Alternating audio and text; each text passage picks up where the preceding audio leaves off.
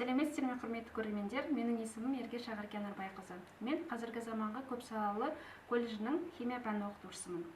Колледж қабырғасына келген бетте қызықты химия атты лабораториялық тәжірибе үйірмесін ашқан болатынмын. Үйірменің мақсаты сабақтан тыс қызметті жүзеге асыру, студенттердің танымдық қызығушылық, белсенділіктерін арттыру болып табылады.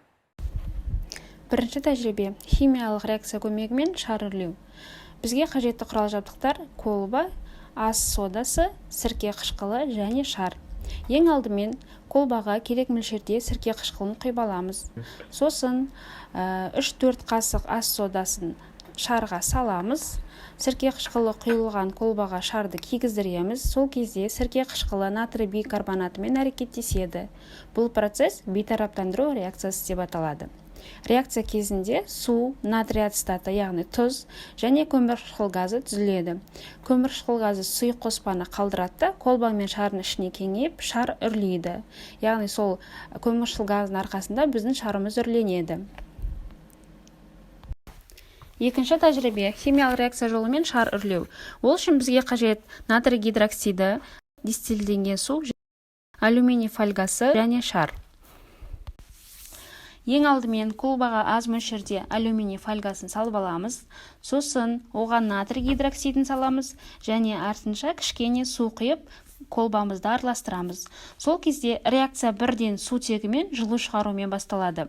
Біз сутекті жинау үшін колбаның мойнына шар кигіземіз. Шар химиялық реакция кезінде шығарылатын сутегімен тез толтырылып, біздің шарымыз үрленеді.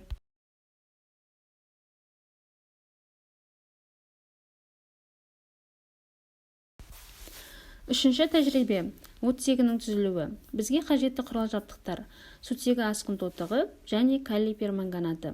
Ең алдымен біз стақанға сутегі асқын тотығын құйып аламыз. Сосын оған аз мөлшерде калий перманганатын саламыз. Сол кезде бізде ыдырау реакциясы жүреді. Яғни қоспадан сутегі асқын тотығынан таза оттегі бөлінеді. Оның таза оттегі екенін біз жанып тұрған қағазды өшіріп, оның шоғын стаканға салған кезде ол қайтадан жанады. Яғни бұл кезде реакция келесідей жүреді. Төртінші тәжірибе – кальций глюконат көмегімен перғауын жыландарын алу. Ең алдымен құрғақ жанармай таблеткасын алып, оның үстіне кальций глюконат таблеткасын саламыз. Сосын оны сіріңкемен жағамыз.